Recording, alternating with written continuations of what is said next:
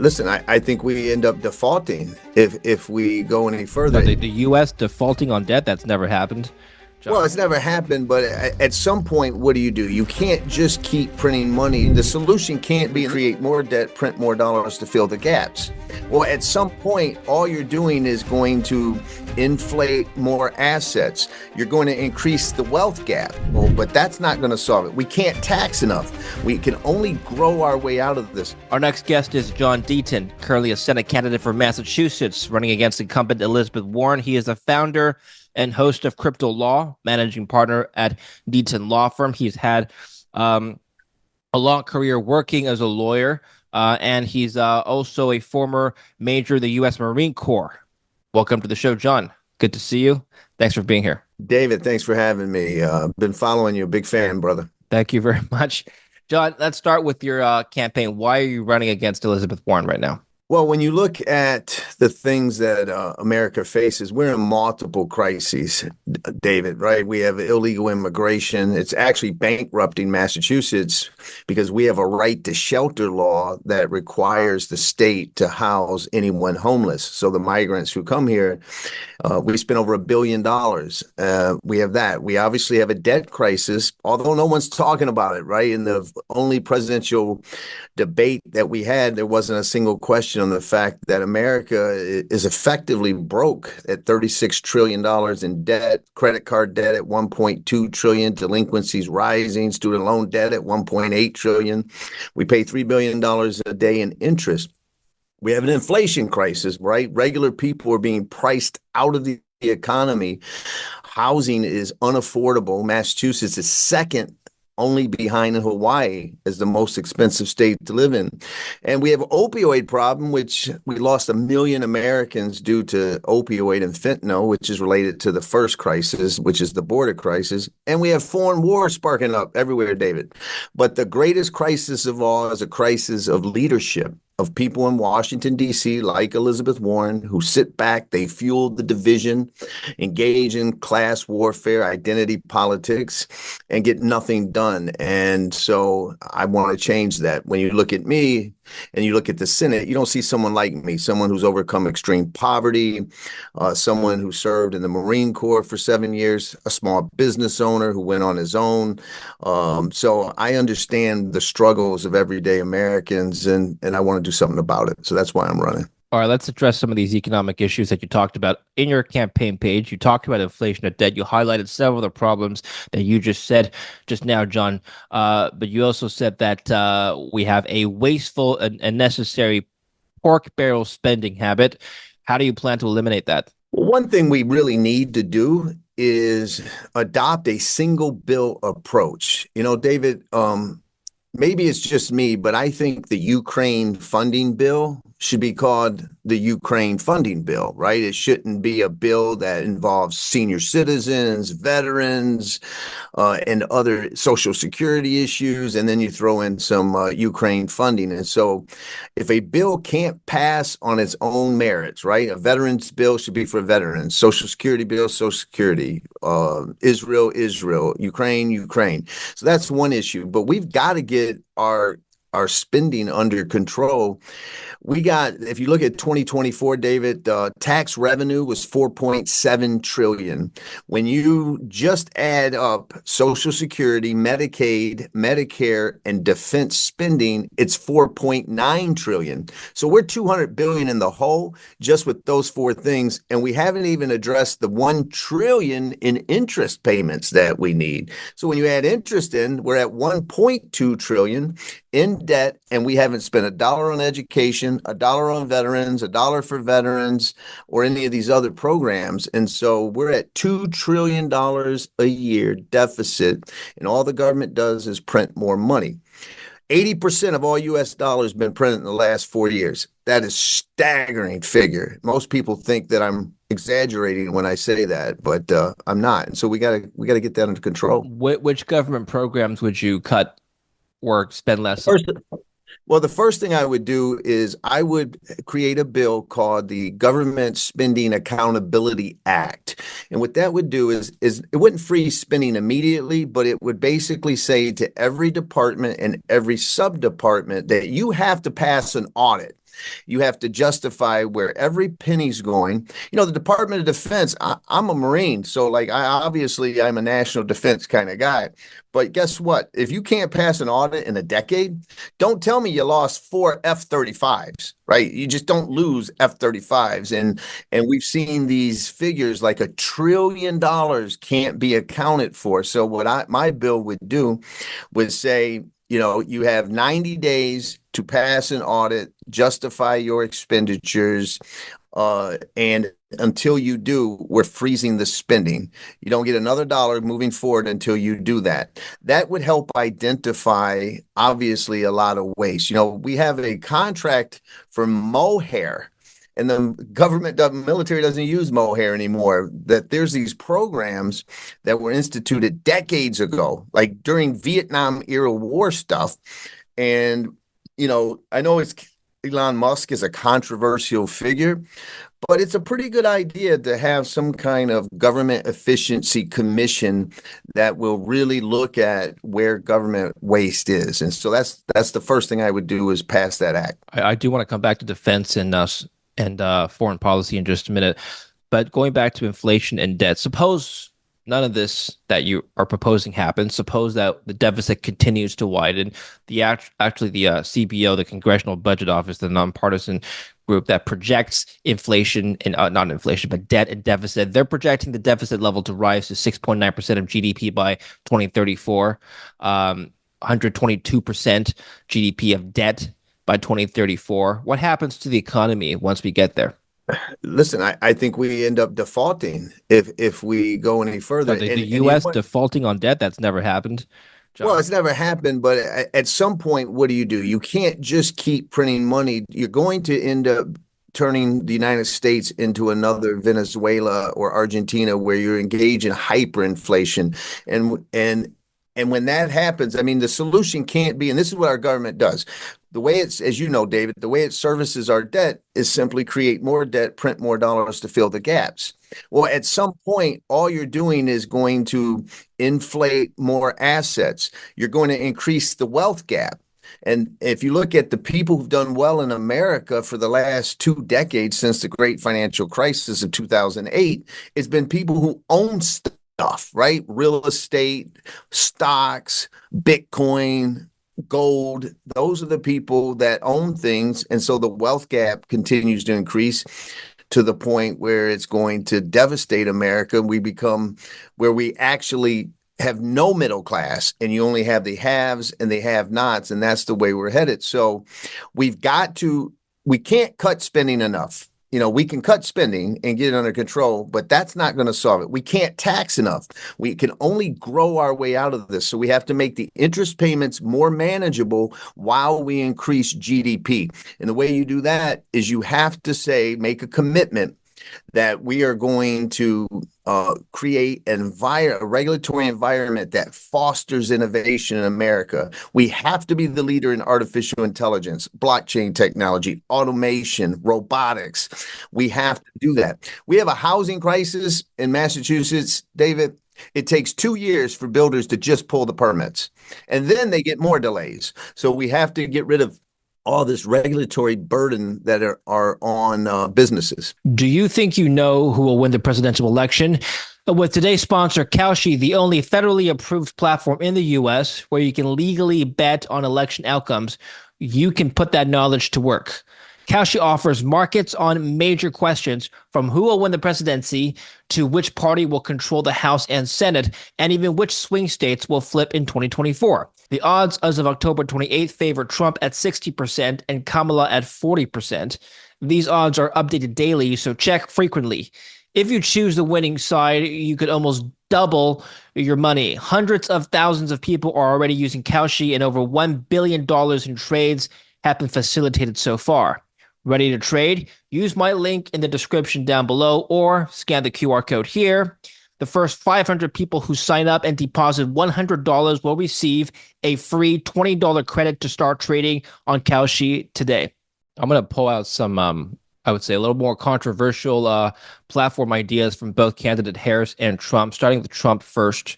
So what's your reaction to his plan to eliminate income taxes and substitute that with tariffs? Obviously, I would say I don't support a blanket. I'm a free market person, so I believe tariffs can be used strategically. And what I mean by that is you place if you say to China, if you continue to engage in intellectual property theft or other practices, we will slap these tariffs on you. If they're manipulating their currency in a way that gives China a much more advantage with trade to us, then maybe we use tariffs in that way.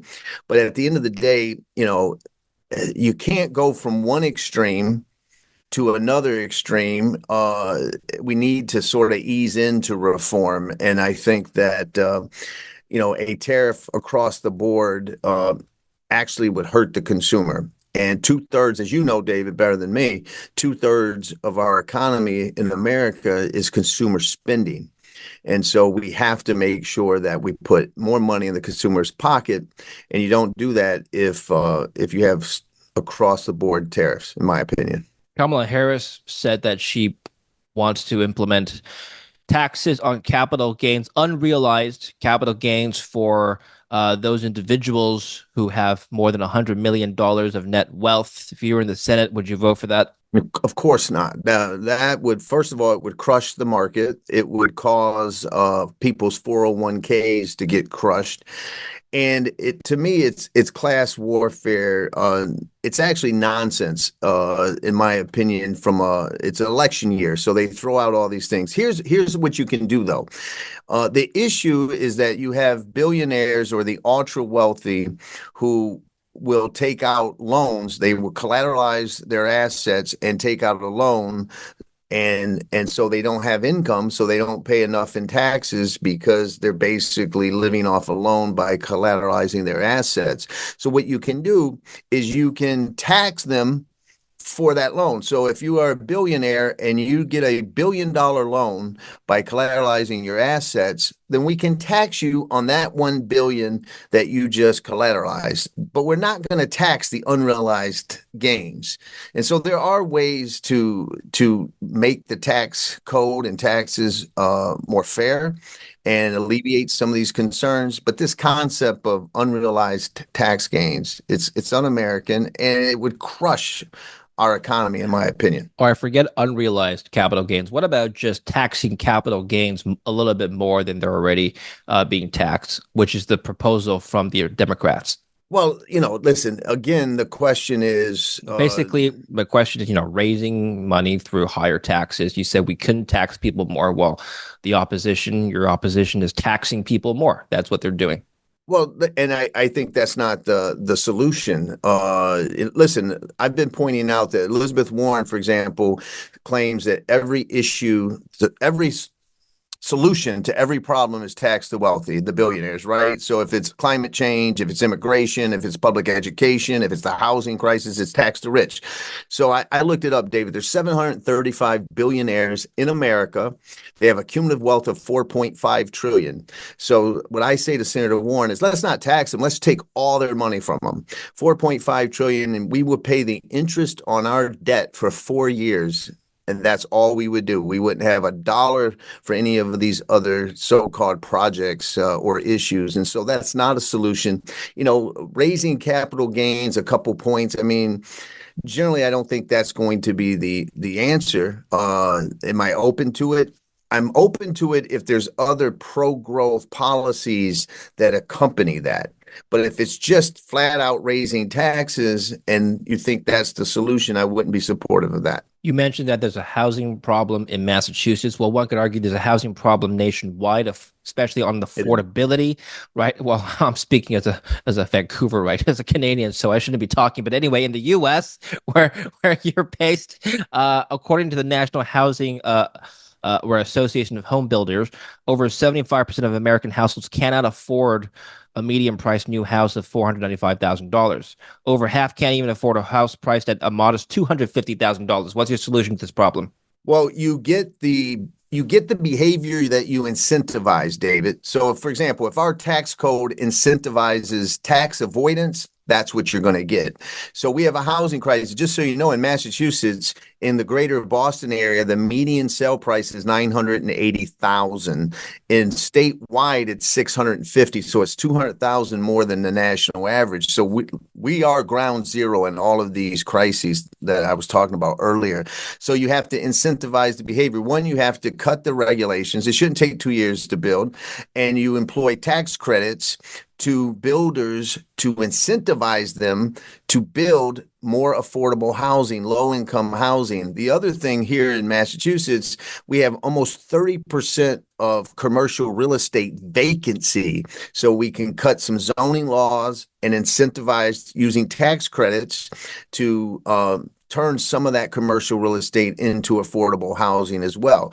If you make it worthwhile, investors and builders by utilizing tax credits, then you can incentivize the behavior you want. And so those are some of the first steps that I would encourage people to do. Would you support an expansion of the government program to build houses directly using taxpayer dollars, meaning the government directly funds home builders to create new housing, basically a division of the government that's a real estate developer? Yeah, I mean, I would prefer to just outsource it to the private sector and get the government out of the business. I mean, listen, in the infrastructure bill, they allocated $7.5 billion to build EV charging stations. After 4 years, David, they've got 7 built. Right. It took 3 years for one to come online. In the meantime, Tesla built 359 in 1 quarter for a fraction of that kind of cost. And so I don't want to expand the governments, but I'm always open to some kind of partnership. But if you incentivize the behavior you want, make it worthwhile, builders cut the regulations, then we can alleviate, some of the problem that we're experiencing. All right, let's move on to crypto now. You've been critical of the U.S. Securities and Exchange Commission. You've even filed a brief against the SEC in 2021, arguing against the notion that XRP, one of the altcoins, XRP by Ripple, is a security. So tell us more about that particular suit that you filed, but also with a brief, not suit, but also your overall attitude towards cryptos as securities. Sure, and it suits fine. I did sue the SEC. I filed at first. I sued them with a writ of mandamus because I was arguing that for the first time in history, the SEC was claiming the underlying asset itself was a security.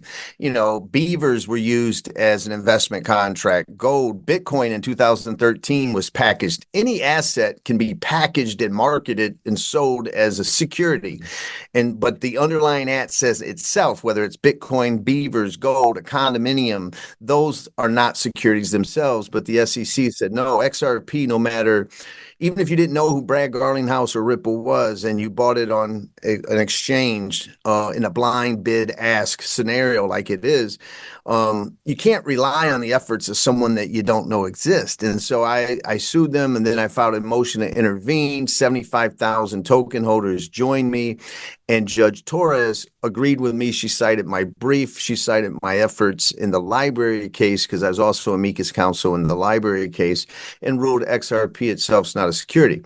And here's the thing, David, most of my assets in Bitcoin, I was just doing it. I didn't, at the time, I didn't have a large investment in XRP. And I did all that pro bono because the government overreach and what went down at the SEC by certain bad actors was just outrageous to me. And so we won, and I'm proud of that. And I'm also proud of the fact that I took on the senator who woke up, the senior senator of Massachusetts, who woke up despite all those crises you and I talked about. She decided to run her reelection by building an anti-crypto army.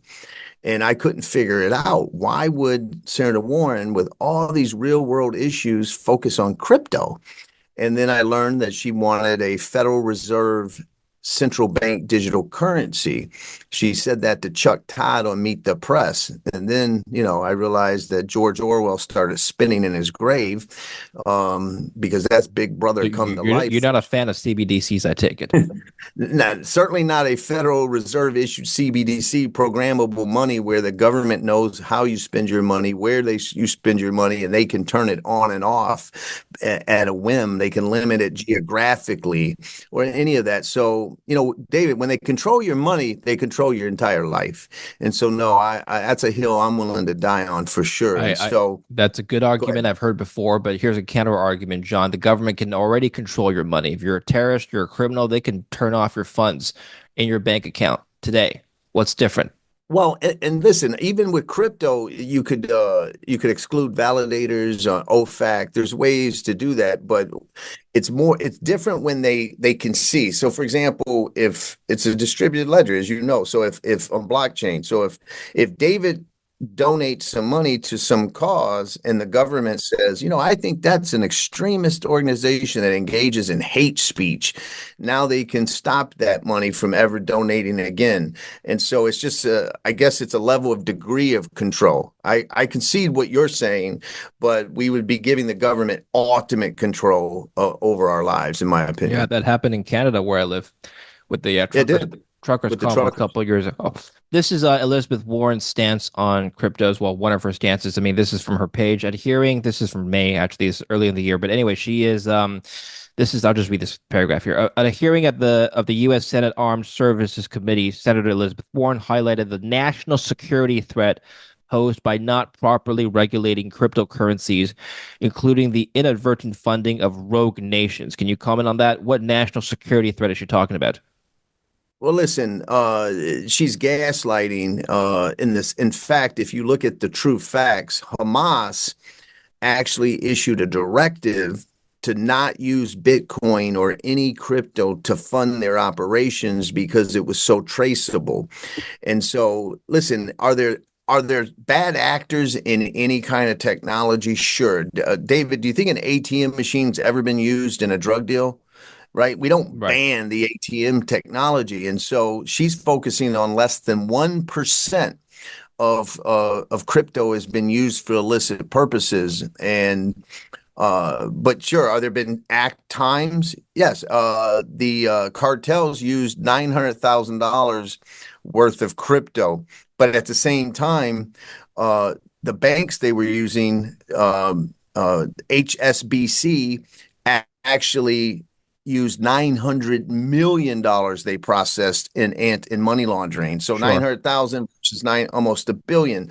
The banks and fiat are obviously the cause. And let me just say, that XRP case, that I helped get clarity for XRP, the co-founder of Ripple donated $10 million worth of XRP to Vice President Harris.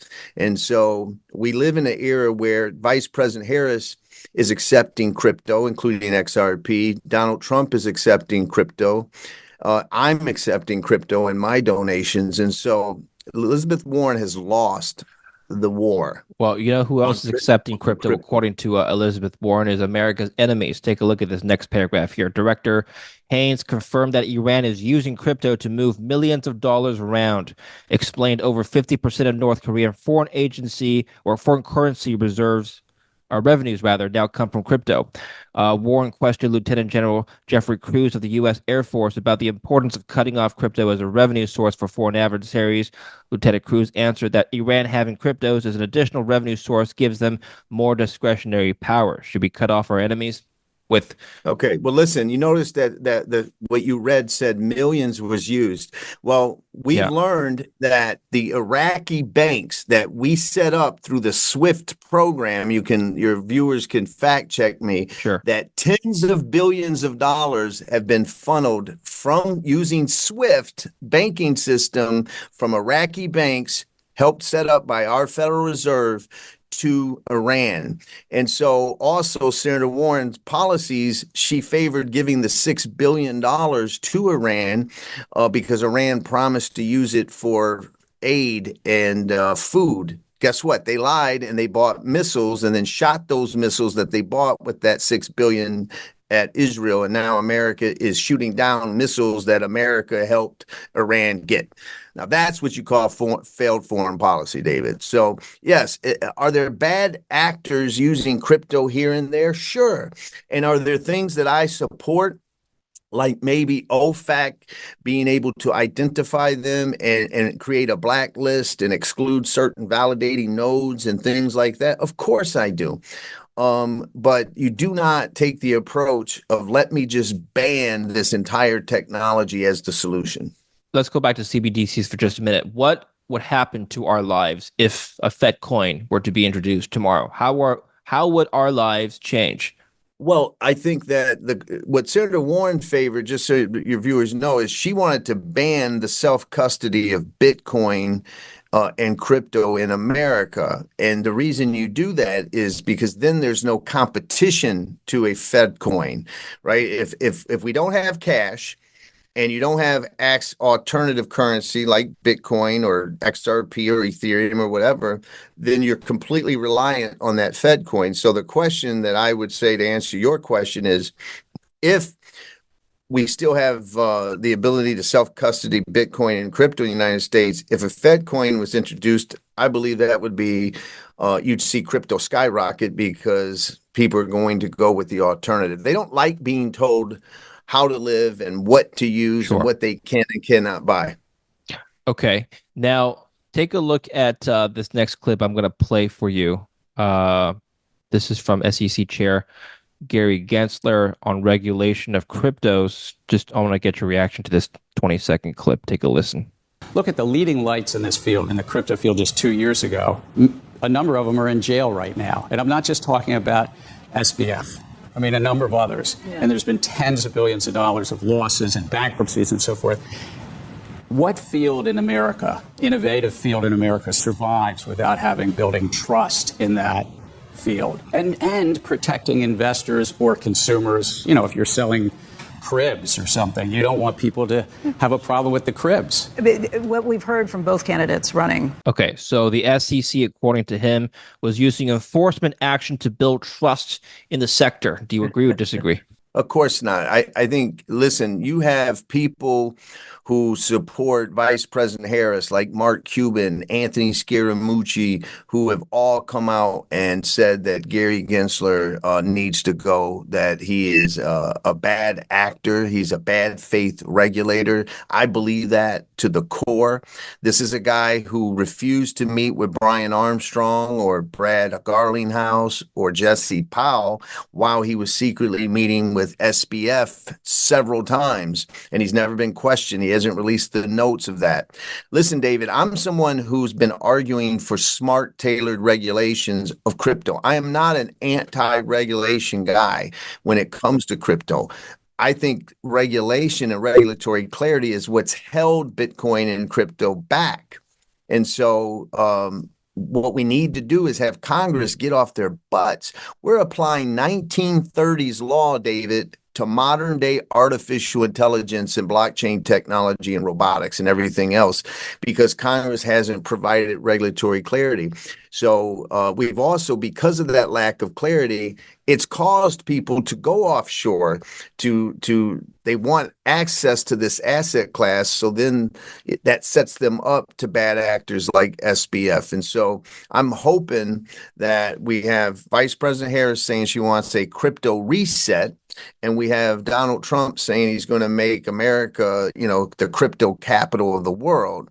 So regardless of who wins, hopefully we're going to see an adoption of technology as opposed to trying to ban the technology. What do you think of Donald Trump's plan to implement a Bitcoin strategic reserve? I think it's smart to just simply, that doesn't mean you even have to start buying or mining Bitcoin, but I don't know if it's still true, but the last time I looked, America was the fourth largest holder of Bitcoin. That could have changed if they sold some, but there's nothing wrong with taking the Bitcoin that America currently owns and confiscates in the future and holding it as a strategic reserve. It's worked out for Michael Saylor. It's worked out so far for Nayib Bukele. of El Salvador. And so I think that that's smart. When Larry Fink, of all people, who has, almost $11 trillion under management of BlackRock, when he calls Bitcoin a safe haven, and then you have Paul Tudor Jones, Stanley Druckenmiller, Kathy Wood, and all the rest out there, extremely brilliant minds saying that Bitcoin is here to stay, then maybe the government should pay attention. Okay, let's close off in foreign policy. I only have one broad question for you to think about and answer for us. America's defense policies and foreign policy alignment. So you talked about certain changes you would make to the military spending. Well, understand that in the last 2 decades, the U.S. military has mostly been engaged with terrorism groups, guerrilla warfare in the Middle East. It's been a long time since the military has been engaged in a battle, hot kinetic war with another great power, another peer. Should America have to face the likes of China or Russia on an open battlefield? Is the military ready? Listen, we have recruiting problems, right? That's for one thing. We're having a very hard time. I think only the Marine Corps has met its recruiting goals of the different branches. I think that that's a good question, and of course I'd like to say we're ready, but I fear that we're not. We live in perilous times, David. We got to get these leaders. One day they say that no American-made missile will ever land in Russia in support of Ukraine. Mm-hmm. And then the next week they say that might just happen. Vladimir Putin says if that does happen, then we're at war with Russia and nuclear options are on the table. And we just saw yesterday or the day before, I can't remember which one, where Russia was engaging in tactical nuclear testing operations. And so we live in perilous times and we need to elect leaders who are going to take it serious. You look at the Ukraine war. My question is, what is our plan? What is our strategy? You can't say Ukraine is going to win as our plan. That's a hope. That's a wish. That's not a strategic plan. Are there peace talks going on? What can we live and not live with? Why is it certain that we need Ukraine to be a NATO member when for 55 years we haven't needed it? I just want some answers to these questions, and I would be open to continuing support. You said that the recruitment problems exist in the military. If there was another great conflict, a large war, would you support a draft? It depends on the nature of it. I could tell you this, with the young people we have today, the lack of confidence we have in our leaders, a draft would probably be one of the most controversial things to ever happen in America. And I don't think that it would necessarily be the answer. Okay. And so what we have to do is restore confidence in our leaders. When Congress has a 9% or 11% approval rating, maybe they should take a look in the mirror. I'm someone who supports term limits, David. That would be my first bill if I were to become elected, where you get 12 years in Washington to try to make a difference in regular people's lives. And if you can't do it in 12 years, move over, let someone else have a shot. And then finally on foreign policy, how should the Senate vote to end the Ukraine war? Well, we need the answers to those questions. In Istanbul, within the first 30 days of the war, Russia offered to retreat as long as NATO and Ukraine agreed that Ukraine would never enter NATO as a member. And that deal was rejected. And I want to know why. I want to know why that deal was rejected. I want an answer to the question of why, at the end of the Cold War and the unification of Germany, America agreed that NATO would not go to the doorsteps of Russia. What has changed? Why is it in our vital interest, national security interest, for Ukraine to become a member of NATO? I want to know. If they can convince me, then maybe I'll agree. But I think the American people deserve to know those answers before we fund more money. $200 billion, David, it would eradicate homelessness in America. It would give millions and millions of more people health insurance who don't have it today. Think about the infrastructure. We have bridges falling apart. Sure.